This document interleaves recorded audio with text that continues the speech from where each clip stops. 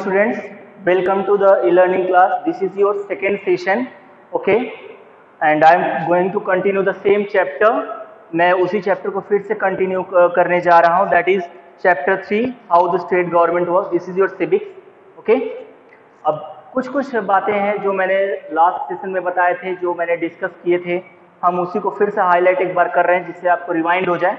अब जैसे मैंने बताया था, स्टेट एग्जीक्यूटिव्स होते क्या हैं, ठीक है, स्टेट लेजिस्लेचर क्या होता है, विधानसभा क्या होता है, उसका फंक्शंस क्या होता है, विधान परिषद क्या होता है, इलेक्शंस कैसे होते हैं, ठीक है, यूनिकैमरल क्या होता है. यूनिकैमरल वही होता है कि जिस स्टेट में वन हाउस होता है, ठीक है, जिसमें लेजिस्लेटिव असेंबली होता है उसको यूनिकैमरल कहते हैं. जिसमें विधानसभा विधान परिषद दोनों होते हैं उसको बाईकैमरल कहते हैं. ठीक है, मैंने कुछ स्टेट्स के नाम भी बताए थे कि किसमें यूनिकैमरल है और किसमें बाईकैमरल है. ये भी मैंने बताया था कि एक स्टेट में अगर इलेक्शंस होते हैं तो मैक्सिमम नंबर ऑफ एमएलएस कितने होने चाहिए, इलेक्टेड एमएलएस कितने होने चाहिए, वो भी मैंने बताया था. 60 से कम नहीं होने चाहिए और 500 से ज़्यादा नहीं होने चाहिए. ठीक है, लेकिन कुछ ऐसे स्टेट्स हैं जो कि मतलब 60 से कम है. ठीक है, जैसे कि जो छोटे स्टेट्स हैं जैसे गोवा, ये नागालैंड, सिक्किम, ये सब कुछ ऐसे स्टेट्स हैं जो कि मैं पहले ही बता चुका हूँ. ठीक है, ये सब. और मैंने बिल के बारे में बताया था. ठीक है, मनी बिल होता है, ऑर्डिनरी बिल होता है, कितने टाइप्स के बिल होते हैं, और स्टेट लेजिस्लेचर का फंक्शंस क्या है, लॉ बनाना, ठीक है, किसी लॉ को इम्प्लीमेंट कराना, ये सब मैंने पहले डिस्कस कर चुके हैं. और हम वही जो लास्ट टॉपिक पे स्टॉप किए थे, हाउ आर लॉज मेड, वहीं से हम कंटिन्यू कर रहे हैं. जैसे मैंने मनी बिल, ऑर्डिनरी बिल बता दिया था, अब ये मैं बताने जा रहा हूँ ये प्रोसीड्यूर की, मतलब एक बिल कैसे पास होता है. ठीक है, रीडिंग्स क्या होता है, ये सब हम कुछ आपको डिस्कस करने जा रहे हैं. Okay, to discuss about the functions of the state legislature. Okay, अब कोई भी कैंडिडेट्स को अपने कंस्टिट्यूएंसी से अगर हम जिताते हैं, जो आम पब्लिक क्या करती है, वोट करके उनको विधान सभा में भेजती है. ठीक है, तो ये जाके 5 साल करते क्या है, ठीक है, उनका फंक्शंस क्या है. सबसे पहले जो पार्टी मेजोरिटी में आती है, उनको सारे डिसीजंस लेने रहते हैं कि जो कि मतलब कि पब्लिक के हित में हो. They take the decision in the favour of the public. Okay, first of all they make laws. Okay, सबसे पहले काम इनका ये है कि कानून बनाना. ठीक है, अगर मान लो कि देश में कुछ गलत हो रहा है या फिर कुछ बदलने की जरूरत है, या फिर जो पब्लिक के हित में मतलब कि हमारे बेटरमेंट के लिए काम करना, यही क्या होता है कि सबसे पहला काम मतलब कि लॉ बनाना, कानून बनाना. ठीक है, अब कानून दो तरह से बनता है, एक बिल जिसको कहते हैं, उसी तरह से एक ऑर्डिनरी बिल होता है और एक मनी बिल होता है. तो अब हम जैसे चैप्टर को आगे बढ़ाएंगे तो उसमें हम आपको डिस्कस करके बताएंगे मनी बिल क्या होता है और ऑर्डिनरी बिल. लेकिन उससे पहले हम ये फंक्शंस को हम समझ रहे हैं. ठीक है, तो ये देखिए, the most important functions of the state legislature is to make laws. जैसे यहाँ साफ साफ लिखा हुआ है कि सबसे पहला काम क्या है, लॉज बनाना, मतलब कानून बनाना, और वो भी कि मतलब जो कि पब्लिक के वेलफेयर में हो, मतलब पब्लिक के अच्छाई के लिए हो. ठीक है, अब यहाँ होता है the state government take decision about the finance. हाँ, अब ये फाइनेंस से रिलेटेड मतलब क्या, पैसे से रिलेटेड. फाइनेंस का मतलब क्या है, पैसे से रिलेटेड. एक फाइनेंस मिनिस्ट्री होती है जो क्या करती है, मतलब कि फाइनेंस से रिलेटेड, मतलब कि जो टैक्स का कलेक्शन होता है. जैसे कि आप लोग सब जानते हैं कि हम लोग जितनी भी चीजें खरीदते हैं, मतलब एक छोटी से भी छोटी चीज खरीदते हैं तो हम क्या करते हैं, गवर्नमेंट को टैक्स पे करते हैं. कोई भी ऐसी चीज नहीं है जिस पर हम टैक्स नहीं पे करें. ठीक है, ये हमारा क्या होता है, एक रिस्पॉन्सिबिलिटी होती है कि जो कि हम क्या करें, गवर्नमेंट को टैक्स दे. लेकिन अभी हम ये भी सोचते हैं कि मतलब कितने लोग टैक्स की चोरी करते हैं, ये सब अलग बात है. लेकिन ये एक फंक्शंस होता है, मतलब एक तरीका होता है कि जो क्या करते हैं, हम गवर्नमेंट को टैक्स देते हैं, जिससे क्या होता है, गवर्नमेंट चलती है. अब आप ये सोचिए, गवर्नमेंट क्या अपने जेब से क्या हॉस्पिटल चलवाएगी या फिर अपने पैसे से क्या बस चलवाती है? नहीं, ऐसा कुछ नहीं है. सब क्या करते हैं, जो हम टैक्स के पैसे देते हैं वही पैसे क्या करते हैं, गवर्नमेंट हमारे हित के लिए, मतलब हमारे बेटरमेंट के लिए क्या करती है, उसको यूज करती है. अब आप जैसे जानते हो कि जो बच्चे मतलब कि गवर्नमेंट स्कूल्स में पढ़ते हैं और उसके बाद गवर्नमेंट कॉलेजेस हैं, फिर उसके बाद रोड्स हैं, हॉस्पिटल्स हैं, तो वहाँ के जो डॉक्टर्स हैं, जो उनका मेंटेनेंस है, ये सब क्या हम कभी पैसे देने जाते हैं क्या? नहीं, वो क्या करते हैं, हम देते हैं इनडायरेक्ट वे में एज अ टैक्स. तो गवर्नमेंट उसी को यूज करके क्या करती है कि हमारे बेटरमेंट के लिए इन सब चीजों की फैसिलिटीज को बढ़ाती है. ये होता है. अब उसके बाद क्या होता है कि थर्ड है, the members of Vidhan Sabha participate in the elections of the president. हाँ, जो प्रेसिडेंट है, he is the first citizen of a country. President is the first citizen of country, मतलब जो राष्ट्रपति होता है वो हमारे देश का पहला नागरिक होता है। लेकिन ये तो आप लोग जान रहे हैं कि मतलब देश का पहला नागरिक कौन है, राष्ट्रपति है। लेकिन ये आप जानते हो को चुने कैसे जाते हैं? नहीं। तो ये सबसे पहली बात है को कैसे चुने जाते हैं। कभी ये जैसे कि हर तरह से इलेक्शंस होते हैं जो आम पब्लिक क्या करते हैं, वोट करके चूज करती है, तो ऐसा नहीं होता है। प्रेसिडेंट इस तरह से इलेक्ट नहीं होते, they are indirectly elected by the elected members of the Vidhansabha. Okay, मतलब जो विधानसभा के मेंबर्स होते हैं वो क्या करते हैं, प्रेसिडेंट के इलेक्शन में वोट करते हैं और वो क्या करते हैं, प्रेसिडेंट को चूज करते हैं। और वहां पे कुछ और भी मेंबर्स होते हैं जो क्या करते हैं, उनको वोट करके जिताते हैं और क्या करते हैं कि प्रेसिडेंट चूज किए जाते हैं। लेकिन ये आप कभी मत कहिएगा कि मतलब कि हाँ कि जो आम पब्लिक होती है, जो आम जनता होती है वो जाके वोट करती है प्रेसिडेंट के इलेक्शन में, ऐसा नहीं है। वो क्या होता है, इनडायरेक्ट वे में क्या करते हैं कि मतलब कि जो हमारे इलेक्टेड रिप्रेजेंटेटिव्स होते हैं वही क्या करते हैं, उनको चुनते हैं, जिनको हमने चुनकर भेजा है। ठीक है, तो वो क्या, और एक ये देखिए कि they elect the members of Rajya Sabha and the one third members of the legislative council. हाँ, राज्यसभा के मेंबर, जैसे कि आप पार्लियामेंट होता है ना, सांसद, तो वहां पे दो हाउस होते हैं, एक लोकसभा होता है, एक राज्यसभा होता है। जो लोकसभा के मेंबर्स होते हैं क्या होते हैं, डायरेक्टली जो पब्लिक होती है वो क्या करती है, they are directly elected by the peoples. Okay, but in the case of Rajyasabha they are elected by the members of elected MLA, मतलब कि हर विधानसभा के जो एमएलए होते हैं वो क्या करते हैं, चूज करते हैं, जो राज्यसभा के मेंबर्स चुनकर जाते हैं। ठीक है, आप याद रखिएगा पार्लियामेंट जो होता है यूनियन गवर्नमेंट में, उसमें क्या होता है कि एक लोकसभा होता है, एक राज्यसभा होता है। तो जो लोकसभा के मेंबर्स होते हैं वो क्या करते हैं, मतलब कि जो डायरेक्टली पीपल सेलेक्ट करते हैं, मतलब आम जनता चूज करती है, लेकिन राज्यसभा के मेंबर्स को चूज नहीं करती। वो जो डायरेक्ट मतलब कि इलेक्टेड एमएलए होते हैं वो क्या करते हैं, इनडायरेक्ट वे में क्या करते हैं कि उनको राज्यसभा के मेंबर्स को चुनते हैं। जैसे हमारे जो इलेक्टेड एमएलए हैं हमारे यूपी के, आंध्र प्रदेश के, बिहार के, वो लोग क्या करते हैं अपने अपने स्टेट्स के जो राज्यसभा के रिप्रेजेंटेटिव्स होते हैं उनको क्या करते हैं, चुनकर वहां पर राज्यसभा में भेजती है।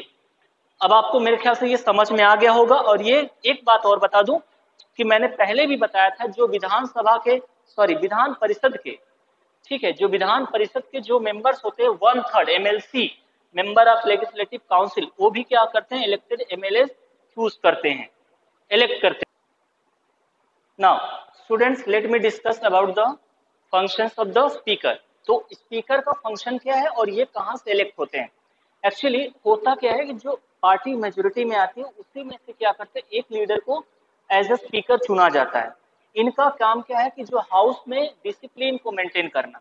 एक्चुअली जितने भी एमएलए होते हैं, जो अपोजिशन के भी होते हैं और जो रूलिंग पार्टी के भी होते हैं, वो क्या करते हैं, काफी मतलब बहस करते हैं, मतलब कि काफी डिस्कशन करते हैं। कभी कभी मतलब बहस इतना ज्यादा होता है कि मतलब कि बहुत जो इन्वायरमेंट होता है वहाँ का खराब होता है। ठीक है, इसीलिए क्या होता है, कोई ऐसे लैंग्वेजेस यूज ना करे, कोई ऐसी बातें ना कहे कि मतलब जो एक गलत इमेज जाए। इसीलिए क्या होता है, एक स्पीकर होता है वो पूरे प्रेसिडिंग्स को देखता है और उसके बाद क्या होता है कि अगर कोई डिसिप्लिन इनडिसिप्लिन में मैनर बिहेव करता है तो उनको क्या करते हैं, वो बाहर भी कर सकते हैं। ठीक है, समझ में आ रहा है। तो ये होता है, मतलब कि सबसे मोस्ट इंपॉर्टेंट फंक्शन उनका क्या है, he looks after the discipline of the house, मतलब कि ही मेंटेन्स द डिसिप्लिन। ठीक है, अब यहाँ देखो इन हिज और हर एब्सेंस, ये जो डिप्यूटी स्पीकर एक और होते हैं, तो डिप्यूटी स्पीकर का काम ये है कि जैसे मान लो कि अगर स्पीकर जो चेयरमैन एब्सेंस है, ठीक है, तो उनके जगह पे उनकी रिस्पॉन्सिबिलिटी ये हैंडल करते हैं। ठीक है, अब यहाँ पे आप फिर से समझ लो, जो मेंबर्स होते हैं the members of Vidhan Sabha elect speaker and deputy speaker, मतलब जैसे मैंने अभी बताया कि जो पार्टी पावर में आती है उसी में से स्पीकर चुना जाता है और उनका काम क्या है, डिसिप्लिन को मेंटेन करना हाउस का। ठीक है, कोई ऐसे लैंग्वेज ना बोले, कोई ऐसी बहस ना करे जो कि मतलब खराब हो। ठीक है, या फिर वहां का इन्वायरमेंट जो हाउस का है वो खराब हो। ठीक है, तो उसके बाद क्या होता है, अगर बाई चांस वो कभी एब्सेंट करते हैं या फिर नहीं आते हैं तो उनके जगह पे कौन काम देखता है, तो deputy speaker, means the deputy speaker take the charge of the chairman. Okay, और उनको एक्टिंग चेयरमैन भी कहते हैं, मतलब कि कुछ ही समय के लिए वो रहते हैं और उसके बाद क्या होता है, फिर आते हैं, फिर वो अपना काम टेक ओवर करते हैं। तो यही होता है कि सबसे मोस्ट इंपॉर्टेंट उनका फंक्शन क्या है, टू मेंटेन द डिसिप्लिन। अभी और भी हम बताएंगे जैसे इस चैप्टर को हम आगे बढ़ाते जाएंगे। ठीक है, now my dear students, I am talking about how are the laws are made. मैं उस चीज की बात कर रहा हूँ, उस चीज का डिस्कशन करने जा रहा हूँ। मतलब जो कि हम मेंबर्स को चुनते हैं, जो वहां पे क्या करते हैं, विधानसभा में बैठते हैं, या फिर लेजिस्लेटिव असेंबली में या काउंसिल में जो बैठते हैं वो क्या करते हैं और वो बिल को कैसे इंट्रोड्यूस किया जाता है। मतलब कि कोई कानून जो अगर लागू होना रहता है किसी स्टेट में या किसी पूरे कंट्री में तो कैसे मतलब किया जाता है। अगर कंट्री की बात करें, जो सेंट्रल गवर्नमेंट बनाती है वो भी इसी प्रोसेस से बनाती है, स्टेट गवर्नमेंट भी इसी प्रोसेस से बनाती है, ठीक है। अब ये क्या कहते हैं कि जो प्रोसेस होता है कानून बनाने के लिए उसी को क्या कहते हैं, बिल के फॉर्म में इंट्रोड्यूस किया जाता है। जैसे मान लो कि कोई है, ठीक है, अब ये बोला जाए कि जैसे कि अब ये बोलेंगे कि बच्चे अब स्कूल नहीं जाएंगे, ठीक है, ये एक बिल लाना है, मतलब ये कानून बनाना है कि अब बच्चे घर पे ही बैठ के पढ़ेंगे, अब स्कूल नहीं जाएंगे। तो ऐसे ही मतलब कि कोई भी ला के बोल देगा कि नहीं नहीं ऐसे बोल देने से या फिर ऐसे बता देने से नहीं होता है, ठीक है। उसको क्या करना पड़ता है, उसको लागू करना पड़ता है और उसको लागू करने में या फिर उसको इंट्रोड्यूस करने में काफ़ी टाइम लगता है, मतलब समय लगता है। जैसे कि अगर बोल दे कि आज से करना है तो ऐसा नहीं होता, उसको सबसे पहले डिस्कशन होता है उसके बारे में, उसका आउटकम क्या होगा, रिजल्ट क्या होगा, और उसके फ्यूचर के बारे में भी सोचा जाता है कि अगर ऐसे चलते रहे या फिर कुछ होता है आगे तो क्या होता है। मतलब लोग जितने भी इलेक्टेड एमएलएज होते हैं वो अपनी अपनी क्या करते हैं, राय को रखते हैं। जब वो बिल विधानसभा में या विधान परिषद में रखा जाता है तो सब लोग क्या करते हैं, अपने अपना डिस्कशंस को वहां पे अपनी अपनी बातों को रखते हैं और उसको क्या कहते हैं, मतलब कि जो भी लॉ आता है उसको क्या कहते हैं, किस फॉर्म में बोला जाता है, बिल के कहते हैं, ठीक है। एक तरह से कोई भी लॉ है मतलब कि जो रिप्रेजेंट किया जाता है उसको एक बिल कहते हैं, ठीक है। और उसके बाद हम बता दें बिल कितने टाइप का होता है, दो टाइप का बिल होता है, एक मनी बिल और दूसरा ordinary bill. First one money bill क्या होता है, मनी बिल मतलब क्या होता है, कोई एक्सपेंडिचर का मतलब क्या होता है, खर्च, ठीक है। मनी से ही समझ में आ रहा है कि ये पैसे से रिलेटेड कोई बिल है। अब जैसे मान लो हम तो जानते हैं कि हम सब क्या करते हैं, टैक्स भरते हैं। अब गवर्नमेंट ने सोचा कि हम क्या करेंगे, कुछ कुछ चीज़ों पे हम टैक्स हटा देंगे। जैसे गवर्नमेंट ने बोला टूरिज्म पे, ठीक है, उस पर क्या करेंगे, हम टैक्स हटा देंगे, हम क्या एकदम, या फिर टैक्स घटाएंगे या फिर बढ़ाएंगे। ये सब क्या होता है, जो भी बिल आता है उसको, या फिर कोई भी टैक्स खत्म करना, ठीक है। मतलब मनी से रिलेटेड जितने भी बिल हैं उसी को क्या कहते हैं, मनी बिल कहते हैं, ठीक है। अब जैसे बोला जाए कि अब जैसे कि मान लो कि एडुकेशन है, मतलब शिक्षा पे कोई टैक्स नहीं लिया जाएगा, लोग मतलब एकदम फ्री ऑफ कॉस्ट, मतलब किसी भी कॉलेज में फीस नहीं ली जाएगी। तो ये सब जितने भी बिल होते हैं सब क्या होते हैं कि ये मनी बिल में इंट्रोड्यूस किया जाता है, ठीक है। अब ये क्या होता है, ऑर्डिनरी बिल क्या है, ऑर्डिनरी मतलब क्या होता है, जैसे साधारण बिल, जिसको ऑर्डिनरी का मतलब क्या, साधारण। जैसे कोई कानून बनाना है, जैसे मैंने बोला कि अब यहाँ पे स्टेट लेजिस्लेचर में बोला गया कि अब जो भी बच्चे हैं वो क्या करेंगे, स्कूल नहीं जाएंगे, ठीक है, वो अपने घर पे ही बैठ के पढ़ेंगे। तो ऐसे अगर मान लो कि इंट्रोड्यूस किया गया, मतलब बिल रखा गया, तो वैसे टाइप का मतलब कोई नया कानून बनता है रिलेटेड टू द एडमिनिस्ट्रेशन, मतलब कि एडमिनिस्ट्रेशन मतलब कि देखभाल कर, मतलब देश को चलाने के लिए, स्टेट को चलाने के लिए। तो वैसे को क्या कहते हैं, ऑर्डिनरी बिल। मनी बिल क्या होता है, मनी बिल क्या होता है, रिलेटेड टू द मनी, जैसे कोई टैक्स को हटाना या टैक्स को बढ़ाना घटाना, ये सब क्या होता है, ये इसी को मनी बिल कहते हैं। Okay, let us study how are the laws made in detail. अब मैं आपको बताऊंगा कि मतलब कोई भी कानून, ठीक है, स्टेट गवर्नमेंट में या सेंट्रल गवर्नमेंट में कैसे बनता है, ठीक है। कोई भी कानून जैसे बोल दिया जाए कि जो आज से शॉपकीपर्स हैं, जो वेंडर्स हैं, वो क्या करेंगे, शॉप्स नहीं लगाएंगे, सिर्फ एक शॉपिंग मॉल्स वाले ही शॉप लगा सकते हैं, ठीक है। तो अब ये जैसे मान लो ये एक लॉ है, मैं एग्जाम्पल के तौर पे दे रहा हूँ, ठीक है, just take it as an example, okay. तो अगर ऐसा एक लॉ बनाता है या कोई कानून पारित किया जाता है तो उसको प्रोसेस क्या होता है, ये बता दूं। कोई भी कानून बनाने से पहले कि एक लंबा प्रोसेस होता है, जो कि मैंने पहले ही बताया था, इट्स अ लॉन्ग प्रोसेस। कभी कभी होता है कि मतलब वो कहीं पे मतलब बिल पास ही नहीं हो पाता, वो बन ही नहीं पाता, उसके कंडीशंस होते हैं, उसके रीजंस होते हैं और उसके बाद उसके प्रोसेस होते हैं। मतलब कि कोई भी, मतलब कि अगर जैसे कोई भी गवर्नमेंट है जो पावर में है, जो मन चाहा वो बिल बना के मतलब लोगों पे थाप दिया, ऐसा नहीं होता है। उसके प्रोसेस होते हैं, तरीके होते हैं, ठीक है।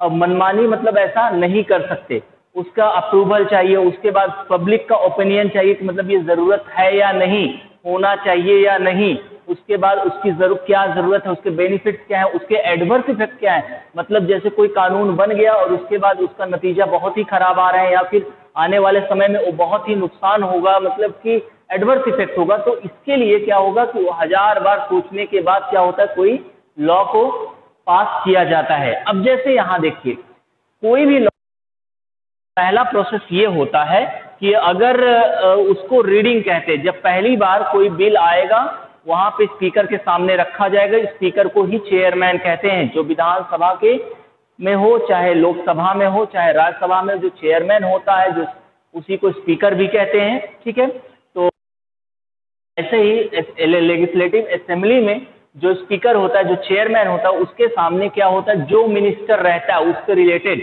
जैसे कि बहुत सारे काउंसिल ऑफ मिनिस्टर्स रहते हैं, मतलब मंत्री लोग रहते हैं, उनके अलग अलग डिपार्टमेंट बने रहते हैं।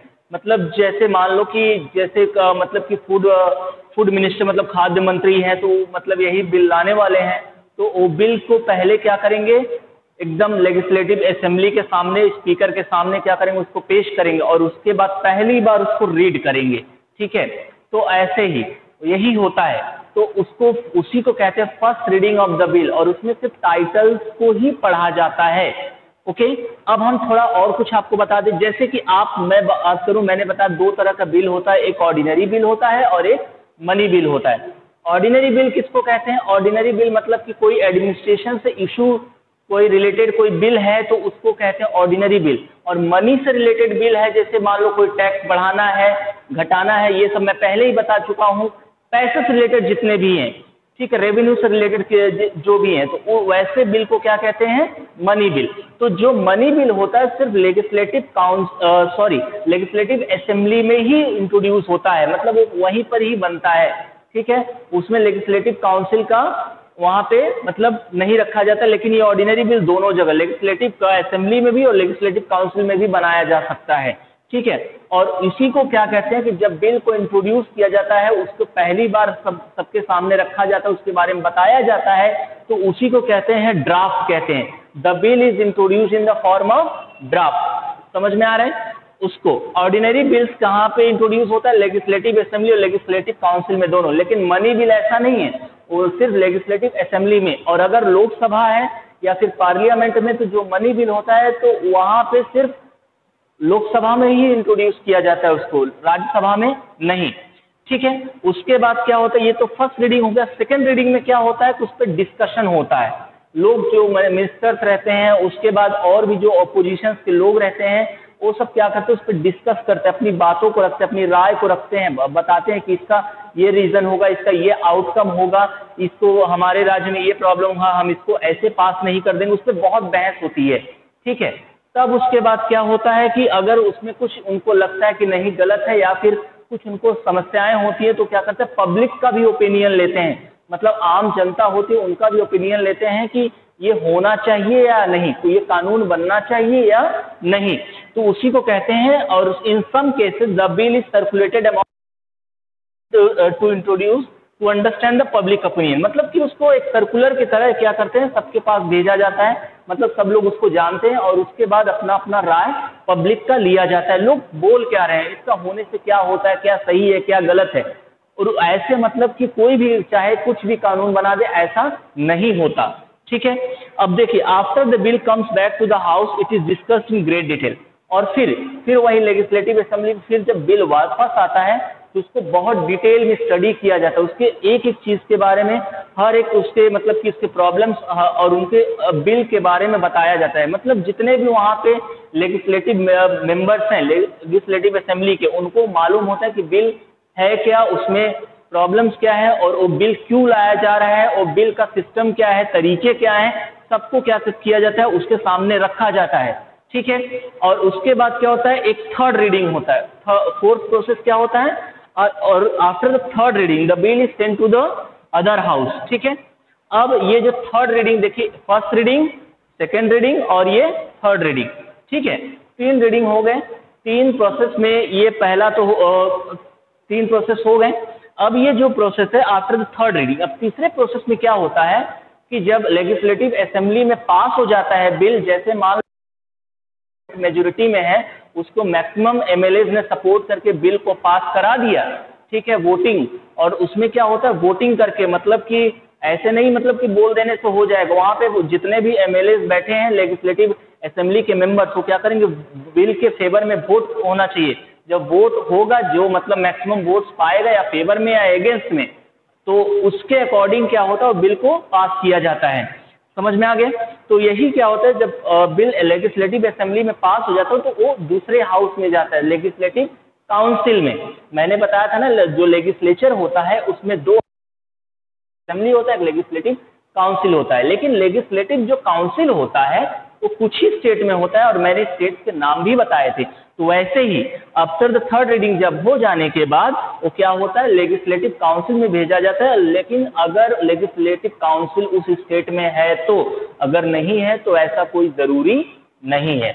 फिर क्या होता है कि जब अगर लेजिस्लेटिव काउंसिल में भी पास हो जाता है तो उसके पास, उसको गवर्नर के पास भेजा जाता है।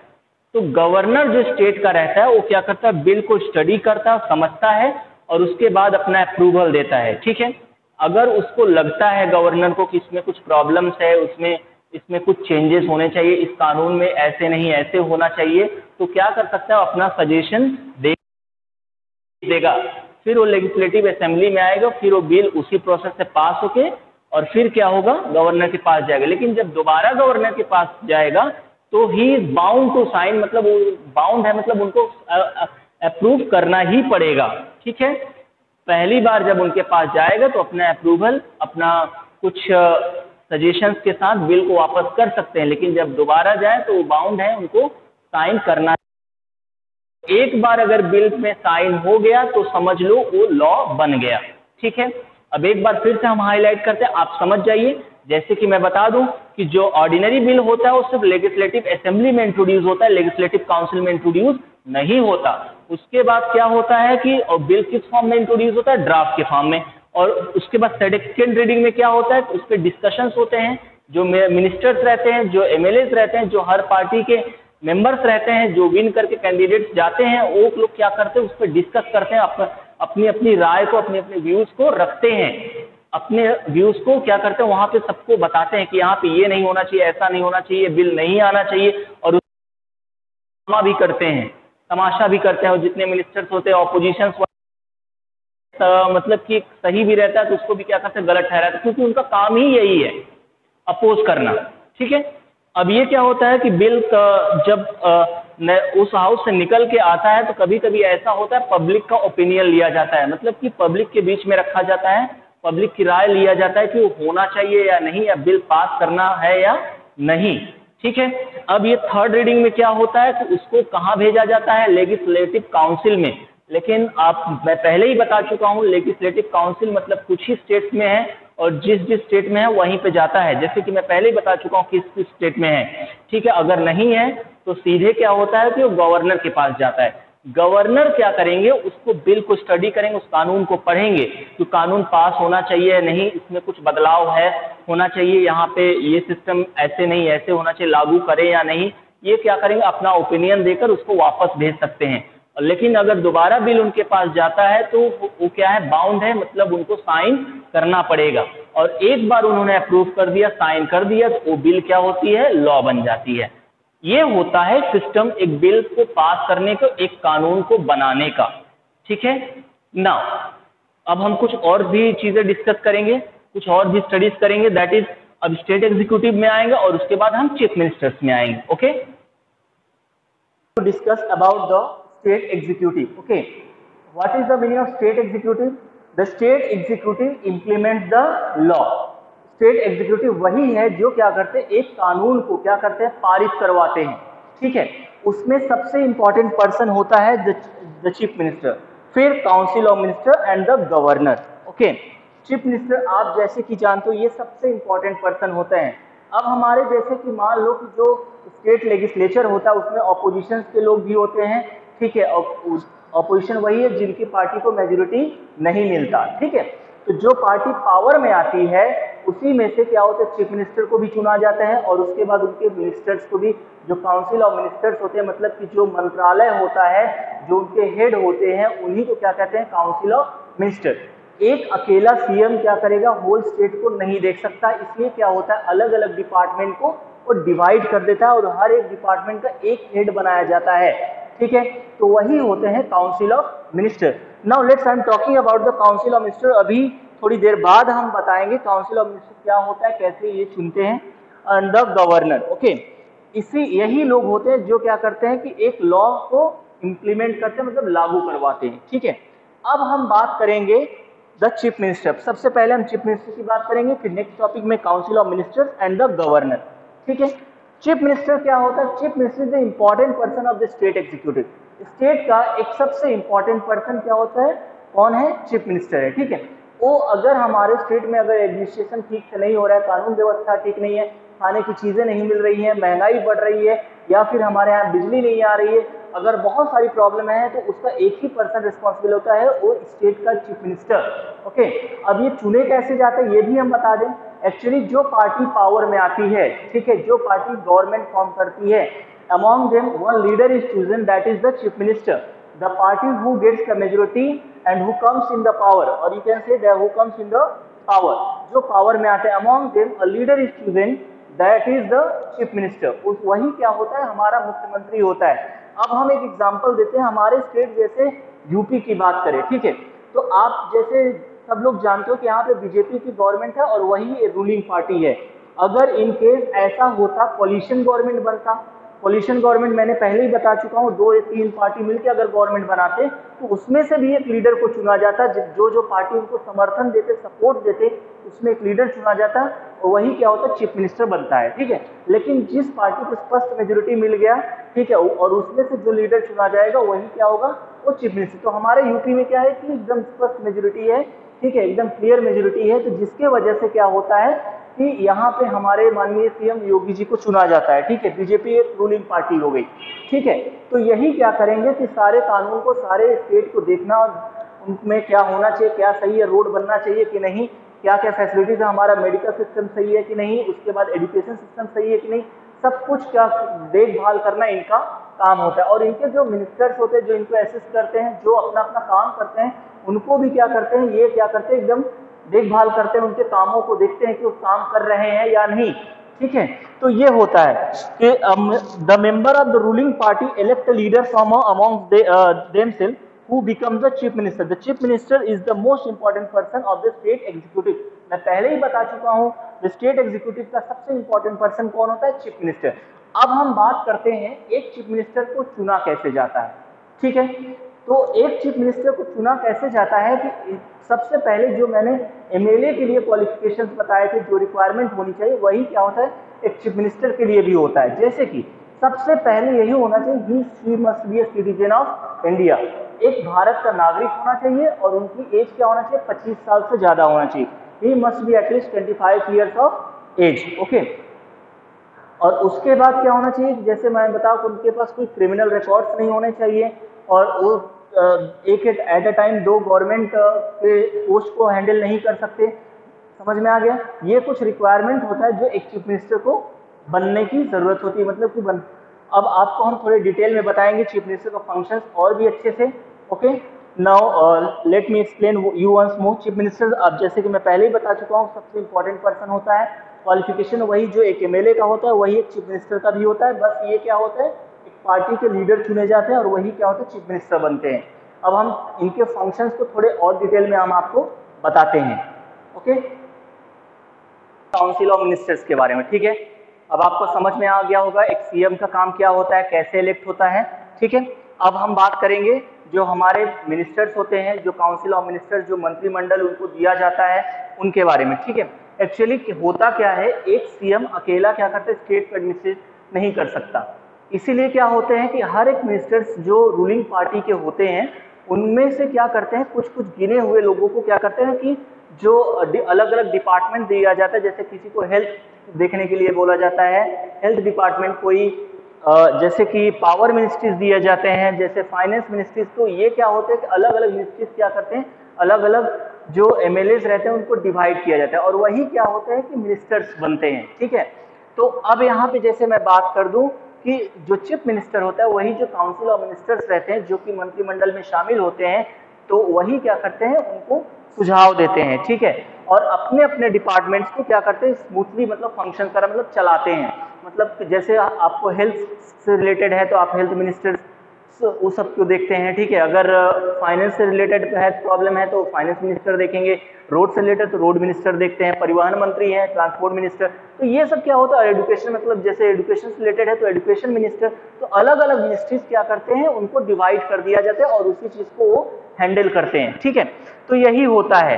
अब यहाँ पे जैसे कि यही नहीं, जो ये काउंसिल ऑफ मिनिस्टर्स होते हैं गवर्नर को भी असिस्ट करते हैं और उनको सुझाव देते हैं कि क्या होना चाहिए स्टेट में, कैसे सिस्टम को लाना चाहिए, ये सब बातें हैं, ठीक है।